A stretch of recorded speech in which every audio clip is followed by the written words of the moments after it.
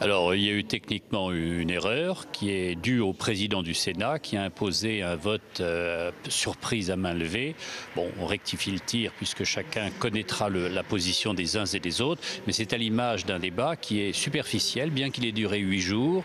Il a prouvé ce débat qu'il y avait beaucoup plus de questions que de réponses, que le sujet était ouvert, mais qu'il ne pouvait pas être à cet instant clos. Je pense en particulier à l'adoption, à la filiation, à la gestion pour autrui et à la procréation ouverte aux couples de lesbiennes. On a un vrai sujet et aucun de ces questions n'est véritablement réglé à cet instant. C'est donc une étape dans une bataille qui continue. Néanmoins, Gérard Longuet, c'est vrai qu'on s'attendait peut-être à une situation un peu plus serrée. On se souvient que l'espoir des partisans dans la rue, c'était de dire que ça se jouerait à une ou deux voix. Oui, alors l'UMP a été très solidaire.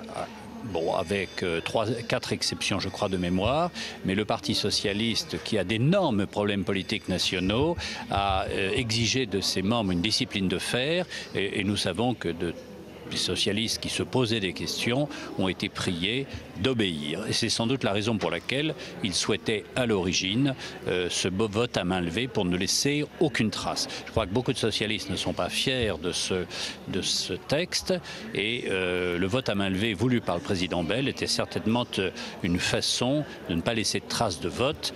Il y en aura, et tant mieux. Chacun doit rendre compte d'une décision importante, parce que profondément le mariage n'appartient pas seulement aux parlementaires. Il appartient naturellement à la loi, mais il appartient d'abord aux millions de familles qui sont mariées, qui ont fait ce choix librement.